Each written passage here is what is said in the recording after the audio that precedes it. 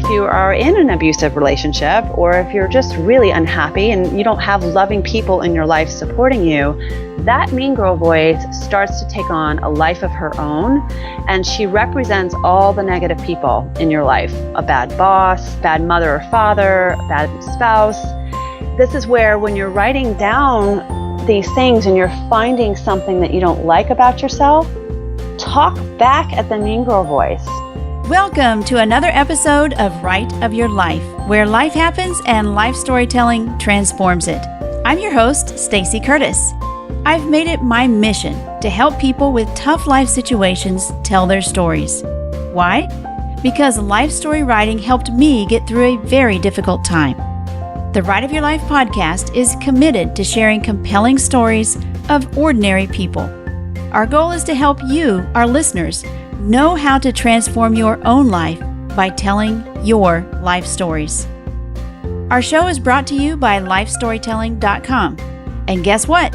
You don't have to be a writer to tell your life stories. Lifestorytelling.com will teach you how. This is part 2 of our show with guest Lindsey Ellison, the founder of Start Over, Find Happiness, a coaching practice that helps women navigate through their divorce and breakups. She specializes in helping women escape from their narcissistic partners through counseling and her course called Break Free from Your Narcissist. If you haven't listened yet to part 1, I encourage you to go back and listen. Lindsey shares some great insight there. Now, just as a reminder, let's take a look at what a narcissist is. They are related to sociopaths, and both of these disorders produce manipulating and abusive behavior. Abuse comes in many forms and affects many people in the victim's life. Emotional, physical, and sexual abuses are common and equally degrading and harmful. One is not better than the other or worse than the other. They are all abuse. How do you spot a narcissist or sociopath? One of the first signs is that they get people to feel sorry for them. They tell a tale of great woe, one that in hindsight is unbelievable, but nevertheless, their initially charming personalities draw people in. You find yourself giving more than you normally would. Their goal is to manipulate you to be dependent on them, and they will do whatever it takes to suck you into their world. Once they've won you over, the mask comes off and they denigrate their victims, devalue and demean them. It's incredibly difficult to get away from a narcissist or a sociopath. Believe it or not, you have likely encountered one either in your family, your neighborhood, or your workplace. I hope you're still buckled in because the second part of this interview may surprise you. And now, here's part 2. What do you recommend if someone is going through a divorce or a really difficult time? Do you recommend that people journal about it, people write down their feelings, write stories? What would you recommend to somebody who's going through something like that? I think I love this question because I'm a huge proponent of journaling. And I actually help and coach people. I really encourage journaling. And journaling is, we all think of journaling as if it's some kind of nice notebook and we're curled up on a couch writing. And it doesn't have to be that way. I have one client that writes an email to herself every day. You can do that. I did that. Yeah. Yeah. I sometimes will write my notes on my iPhone in my little notes section. I like to call it constructive journaling. So yes, it's very important to pour your feelings out. However, I want it to be constructive, not destructive. And here's an example. Destructive would be in a journal entry, "You are so stupid. You're such a horrible mother. I can't believe you did that." And then tell this awful story. Or if my Mother's Day story, it would have been like, "Oh, your kids don't love you." That's not constructive, is it? When you're journaling, and if you're going through grief, if you're going through any kind of hard time, I want it to always be a loving situation for yourself. If you're going to journal, be kind to yourself. Journal as if sometimes you can talk to yourself. And I always say, no matter, if you're a faith-based person, have it be God writing to you. Right. Or if you're not a faith-based person, what would your best friend be writing to you? Write to yourself sometimes. You will see a completely different angle on the problem than you being in the problem. I love that. One of the benefits that I got writing through my difficult time was to be more in touch with what I was feeling. Because I think the tendency is to hunker down and just bulldoze through life because you've just got to get through it for your kids. Once I get past this, everything's going to be fine. And you have a tendency, I think, not to pay attention to your own feelings. Yeah. But when I started writing, that brought those out. I was like, wow, I am feeling that. And you start to feel again, and then you can start to really live again, and you can find joy even as you're going through something like that. Great transformation that writing can help with. Absolutely. I think many of us live outside our bodies. Yes. And I mean by, I got to do this, this is my to-do list. Tomorrow I have to do this. If you have kids, if you're a busy mom, whatever, you're always dealing with a schedule. You're living outside of yourself. The nice thing about writing about your feelings, it's the one moment where you're looking inward and you're dealing with what's going on in your heart.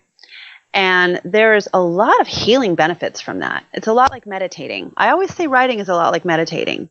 Meditating is calming your brain, and you're looking into your heart center. And in yoga, they call it your third eye, looking inward into your head. Writing can do the same thing for you. Right. What other tips do you have for someone in a relationship with a narcissist on how they can get through this difficult time? Mm-hmm.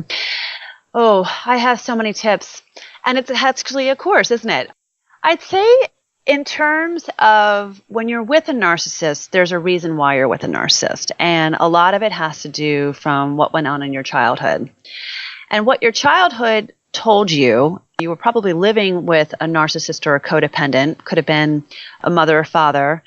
And over time, as a child, you were basically rewarded for not standing up for yourself. Mm-hmm. And should you speak up or have needs, you were probably told, well, you can't be so selfish because the mother or father might say, stop being so selfish. I've been working all day. I can't take you to ballet today. Right. And these little small moments is a form of rejection. And we're told that, I just voiced up my concern or my needs, and then I was just rejected. You tend to maintain those patterns all the way through adult relationships because you haven't really worked on that yet. Right. And I always say when you're dealing with a narcissist is you have to have boundaries. Narcissists don't like to have boundaries. You as a child weren't taught to have boundaries. Mm-hmm. You have to do that. And one of the things that I teach people, I have it in my free videos as well, is you must say the words, that's not okay. And I love saying that because it doesn't mean you have to say it to them, but you have to start saying it to yourself. So if someone in your life, your spouse, is saying X, Y, and Z to you, you don't like it. And instead of kind of just crumbling and walking off wounded, I want you to say, you know what, that's not okay with me. You can't speak to me that way. I won't tolerate this behavior. I require change. Right. Same with children. I actually came up with that phrase because that's a phrase I would always say to my kids when they were really little. That's not okay. And it's just an instant thing. Like they just knew that whatever they were doing, they had to stop doing. Right. That's a boundary. You need to teach that to yourself in order for you to be able to get out. And boundaries are incredibly difficult. The other tip I have is what I call when narcissists engage in a relationship with you, or when narcissists are engaging in day-to-day stuff. And I always like to say, I use this example of just taking out the trash, right? It's just a simple thing. We all have to take out the trash every day. Mm-hmm. When he comes home from work and you're sitting there, you've come home from work, you're doing the dishes, you've been doing work, and the trash has not been taken out for garbage night. Then an argument could ensue saying, how come I have to always take out the trash? And it becomes this victim, martyr, fine, I'm going to take out the trash.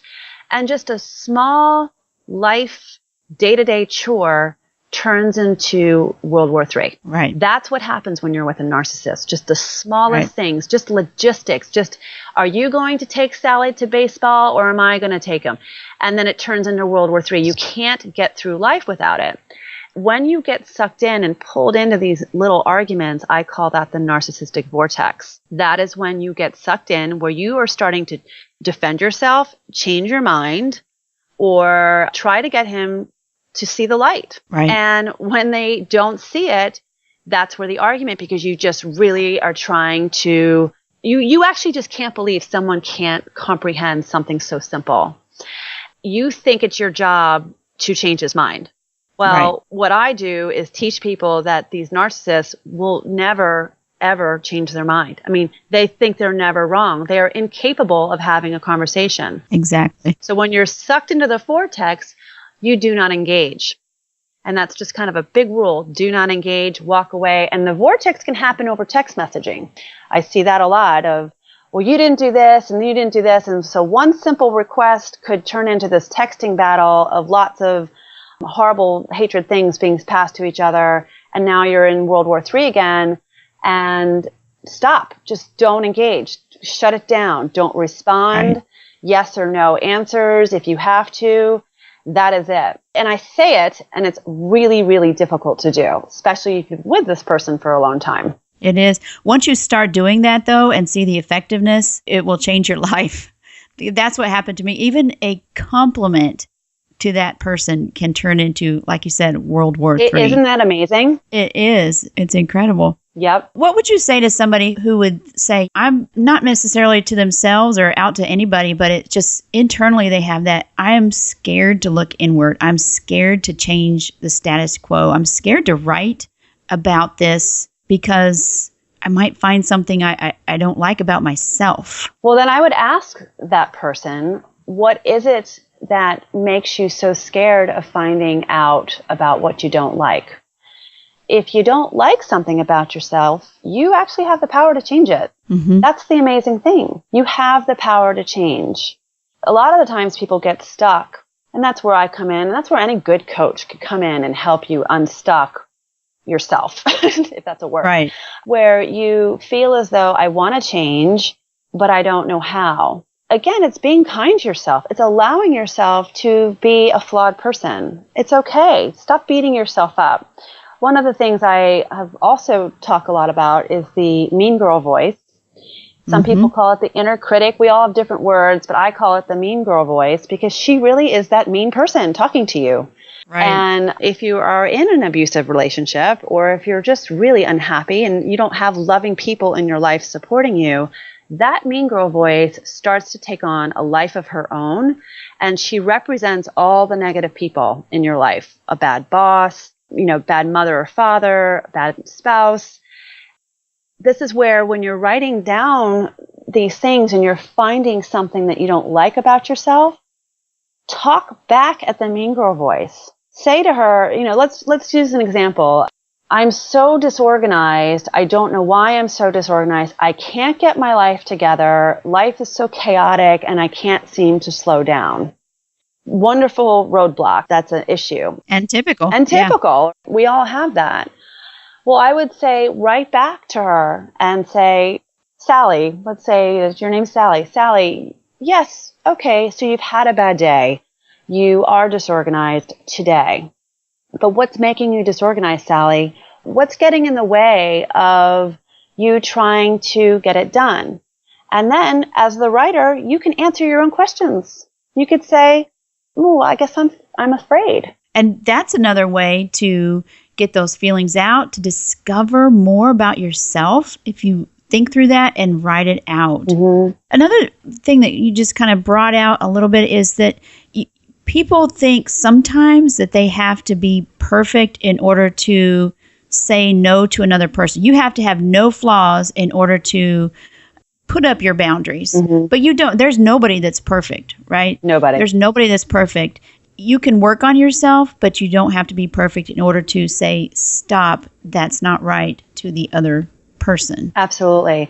And again, if you don't like something, we all have red flags, right? We all have It's the opposite of our mean girl voice. It's the person inside of us that's protecting us, which is our soul, our spirit. It's the person that makes us a human being. Mm-hmm. And when you feel as though something's not right, oftentimes your body is reacting in a certain way. You might get a tightness in your chest. You might feel it in your back. Write down in your journal, when red flags go off, what kind of body signs is your body telling you? What's going on there? Do you feel flushed? Do your fists clench? Do you start to have anxiety or even get panic attacks? Those are all protective measures that your body's saying, this does not feel right to me. And listen to her. Listen to this wonderful being in you. Bring her out. Put her on paper. What is she saying to you? And let her speak. Don't be mean to this person, because that is to me, your divine spirit. You know, I always say when a baby is born, have you ever noticed we can't stop staring at a baby?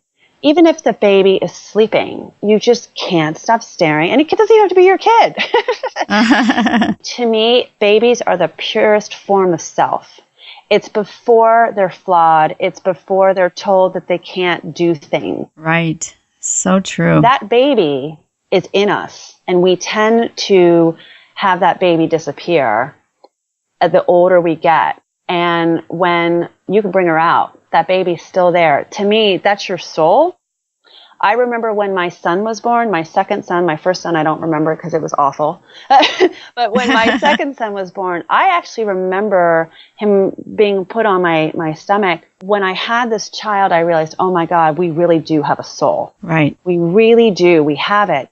And we need to keep that soul thriving. We need to feed our soul. Nurture it. We have to nurture our soul. And if we are not nurturing our soul, that's where we lose ourselves. And Right. That's really where we become unhappy. People nurture their souls through so many different ways, right? I mean, through hobbies, and you might climb Mount Everest. That's your thing. For me, nurturing my soul was writing. Right. And I think a lot of people can do that. And Lindsey, you and I both are products of writing through and about difficult times. And there's happiness, there's joy on the other side of what you're going through, what I went through, what you went through. And it's an incredible feeling to be able to find peace in whatever is going on in your life right now because you've written about it. Absolutely. And when I write to this day, you know, a lot of people ask me when I'm writing about bad things. So my life is great now. You know, I'm happily remarried. I have a great career. I could have left my past where it was. And so people always ask me, why do you continue to write about this? Doesn't it bother you? Does it keep that wound from closing?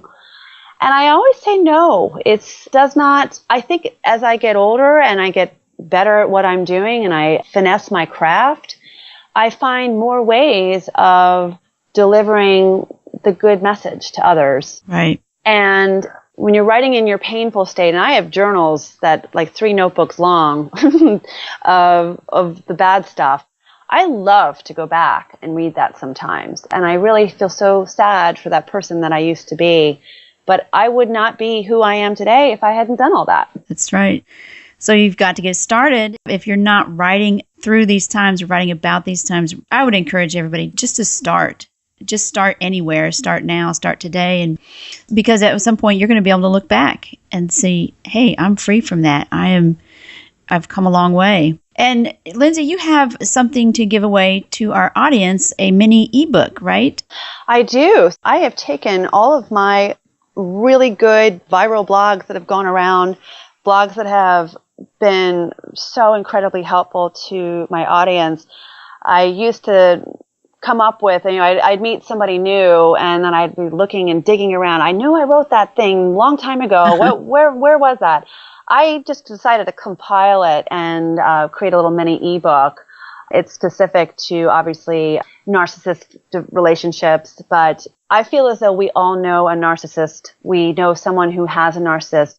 Everything that I write could even apply to a narcissistic boss or parent. So right. It is something that these articles will really, really help you kind of see you might have some aha moments when you read it. So I'm really happy to share that with your listeners. Fabulous. Thank you for that. And we'll make sure and put that in the show notes. And let me ask you one more last question.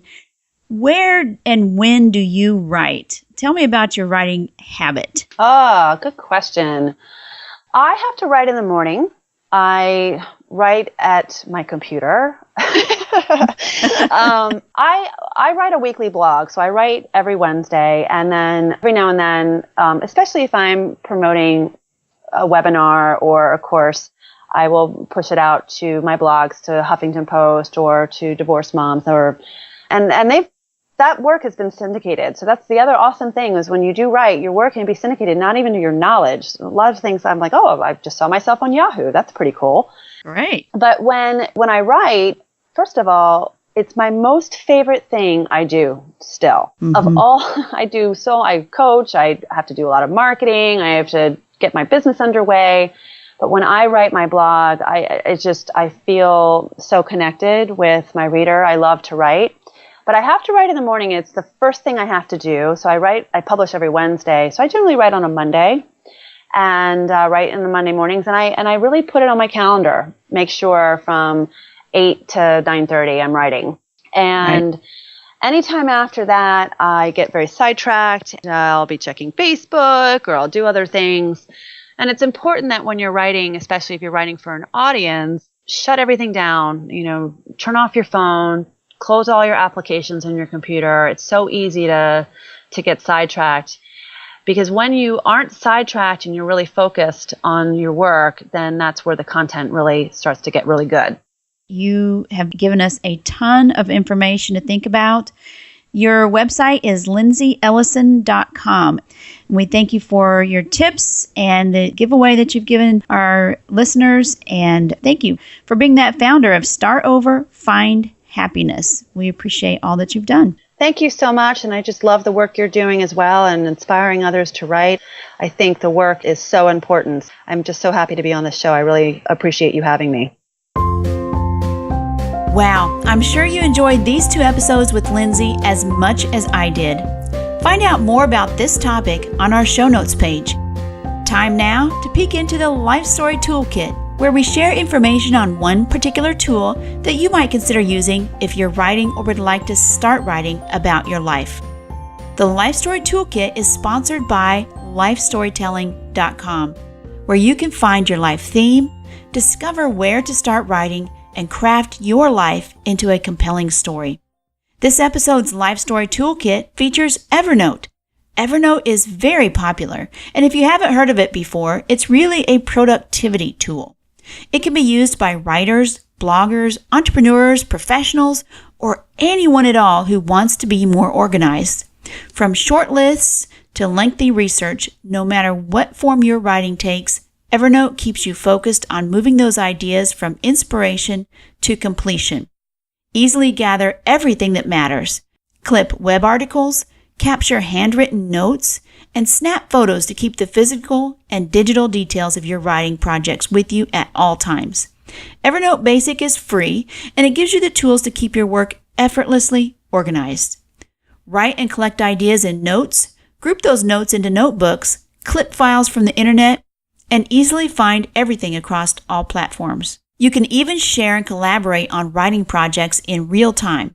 You can upgrade to Evernote Plus or Evernote Premium, and it's about $25 to $50 a year. I love it that you can access notes offline and save emails to Evernote, which is my favorite feature. You can also search inside of documents, PDFs, and attachments, turn your notes into presentations, scan and digitize business cards, and so much more. It's really a great way to organize your writing. You can tag by topic, by date written, by project, and many more ways. Imagine capturing your family's history, pulling in old photographs, audio interviews, diary entries, and your own notes. It's like a digital trapper keeper. The other feature I love about Evernote is that tons of additional products and apps have been developed to work with it.